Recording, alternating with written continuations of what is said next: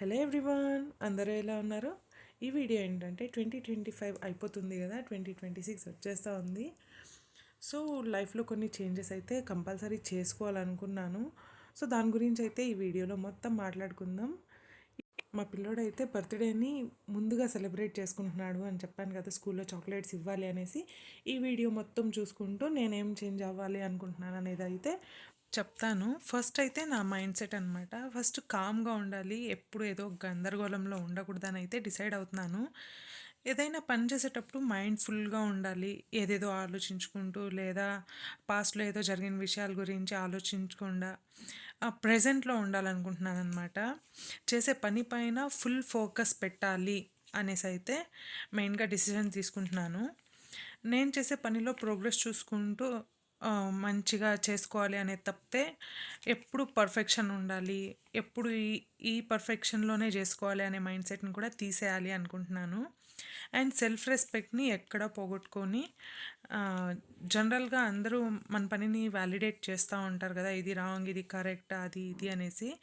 వాళ్ళ point of వ్యూలో వాళ్ళు చెప్తారు, వాళ్ళకి ఏది కరెక్ట్ అనిపిస్తుందో అది వాళ్ళు చెప్తారు. బట్ మనం చేసే పని పైన మనకు ఒక ఐడియా ఉంటుంది కదా, ఇదే కరెక్ట్ అనేసి. సో దానిపైన మనం ఫోకస్ పెట్టుకోవాలి. వాళ్ళిచ్చే కొన్ని పాయింట్స్ మనకి యూస్ఫుల్గా ఉంటేనే మనం దాన్ని తీసుకోవాలి. అది తప్పితే వాళ్ళు చెప్పేదంతా కరెక్ట్, మనం తీసుకునే డెసిషన్ అంతా కూడా మనము రాంగ్ ఏమో అనే ఒక గందరగోళంలో అయితే అస్సలు ఉండకూడదు. మెయిన్గా సెల్ఫ్ ట్రస్ట్ ఉండాలన్నమాట. ఎవరో కొంతమంది నువ్వు చేసేదాన్ని రాంగ్ అనగానే కంగారు అస్సలు పడకూడదు.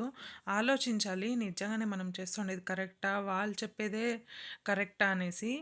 సో మనం చేసేది కరెక్ట్ అని మన మనసు కనిపిస్తే డెఫినెట్గా దాన్నే ఫాలో అవ్వాలన్నమాట. సెల్ఫ్ రెస్పెక్ట్ అనేది ఎక్కడ పోగొట్టుకోకూడదు. ఇంకోటి వచ్చేసి లైఫ్ స్టైల్ రొటీన్ అనమాట. మార్నింగ్ నిద్ర లేచేది వచ్చేసి ఒక యాంగ్జైటీతో లేవకూడదు, ఒక మంచి ఇంటెన్షన్తో నెక్స్ట్ నాకేం పని ఉంది, ఎలా చేసుకోవాలని ఒక ప్లానింగ్తో లేవాలి. సో ఇది చేయాలి అంటే ఫస్ట్ మనం జనరల్ని అయితే మెయింటైన్ చేయాలన్నమాట. నైట్ ముందే పడుకునే ముందే మనం అంతా నోట్ చేసి పెట్టుకున్నామంటే మార్నింగ్ వచ్చేసి ఒక యాంగ్జైటీ అయితే ఉండదు, ఏం పని చేసుకోవాలి, ఎలా చేసుకోవాలి, ఇది ఉందా అది ఉందా అంత పని ఉందా అనేసి. జస్ట్ పీస్ఫుల్గా లేచి అన్నిటినీ వన్ బై వన్ అయితే మనం చేసుకుంటూ పోవచ్చు. మనం చేసే పనులన్నీ కూడా చాలా డిసిప్లిన్గా చేసుకుంటే మన వే ఆఫ్ థింకింగ్ కూడా కరెక్ట్గా ఉంటుంది. అండ్ లెర్నింగ్ అయితే రోజు నేర్చుకోవాలన్నమాట. ఏదో ఒకటి రోజు అట్లీస్ట్ 30 మినిట్స్ స్పెండ్ చేసి మనం నేర్చుకుంటూ ఉండాలి. ఫర్ ఎగ్జాంపుల్ అయితే బుక్స్ చదవడం కానీ, మంచి పాడ్కాస్ట్లు వినడం కానీ, ఇలాంటివి మంచిగా నేర్చుకుంటూ ఉంటే మన లైఫ్ కొంచెం మనకే తెలియకుండా ఒక ప్రోగ్రెస్ అవుతూ ఉంటుంది. ఇంకా టైంపాస్కి స్క్రీన్ చూడడానికి బదులుగా ఇలా మనం ఏదైనా ఒకటి నేర్చుకుంటే ఆ టైం మనకు వర్త్ ఉంటుంది, స్క్రీన్ టైం కూడా. ఎస్పెషల్గా నైట్లో ఎక్కువ వీడియోస్ అయితే స్క్రోల్ చేస్తూ ఉంటారు కదా, అది మానేసి పీస్ఫుల్గా కరెక్ట్ టైంకి లేచి కరెక్ట్ టైం పడుకుంటే మనకు ఒక మంచి రొటీన్ అనేది అయితే ఫిక్స్ అవుతుంది. ఇంకా నెక్స్ట్ వచ్చేసి హెల్త్ అన్నమాట. వర్కౌట్ ఎప్పుడు మిస్ చేయకూడదు. రోజుకి అట్లీస్ట్ 1 to 1.5 అవర్ మనం వర్కౌట్ చేయాల్సిందే.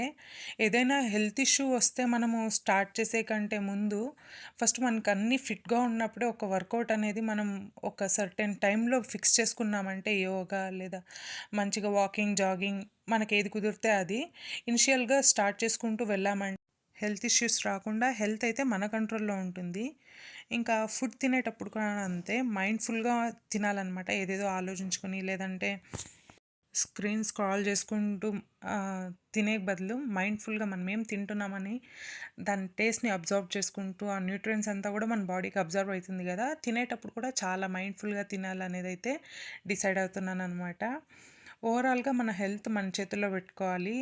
ఆ స్క్రీన్ చేతుల్లో సాకులు చెప్పుకుంటూ లేదంటే ఈరోజు కాదు రేపు చేస్తా, రేపు కాదు ఎల్లుండి చేస్తా ఇలా పోస్ట్పోన్ చేసుకోకుండా మన హెల్త్ని మనం ఫస్ట్ ప్రియారిటీ ఇవ్వాలన్నమాట.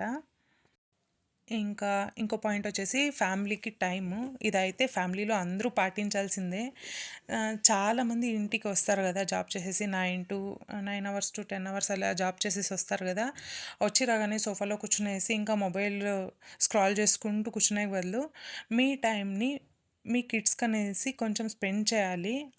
ఆల్రెడీ ఆఫీస్లో వచ్చేసి 9 to 10 అవర్స్ అయితే కూర్చునే ఉంటారు ఒకే చోట, అది కూడా ఇంకా ఇంటికి వచ్చిన తర్వాత చాలా టైర్డ్ ఫీల్ అవుతుంది అనేసి అయితే చెప్తూ ఉంటారు కదా! అలా కాకుండా టయర్డ్ ఉన్నా గూడా కొంచెం ఫ్రెష్ అప్ అయిపోయిన తర్వాత పిల్లలతో గానీ, ఇంట్లో వాళ్ళతో గానీ టైమ్ స్పెండ్ చేశామంటే ఎనర్జీ మంచిగా వచ్చేస్తుంది. సో, బాడీ కూడా ఒకే చోట కూర్చొని ఉంటుంది కాబట్టి, ఇంకా నెక్స్ట్ పిల్లలతో మనం ఆడుకునేటప్పుడు బాడీ ఎక్కువగా స్ట్రెచ్ అవుతుంది. వాళ్ళతో పాటు ఆడుకునేది, నవ్వేది ఇలా మొత్తం చేస్తూ ఉంటాం కాబట్టి మూవ్‌మెంట్ ఉంటుందనమాట బాడీకి. అప్పుడు మనకే తెలియకుండా ఏదో ఒక ఎనర్జీ అయితే ఉంటుంది.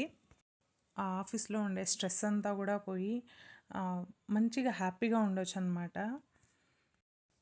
మన లైఫ్‌లో ఏదైనా కానీ అంతే సాకులు చెప్పుకుంటా పోతే ఎన్నో రకాల సాకులు దొరుకుతూనే ఉంటుంది. అదే మనం లేచి ప్రోగ్రెస్ చేసామంటే అట్‌లీస్ట్ వన్ స్టెప్ తీసుకున్నామంటే కూడా నెక్స్ట్ డేకి మంచి మోటివ్ అయితే ఉంటుంది పని చేసుకోవడానికి.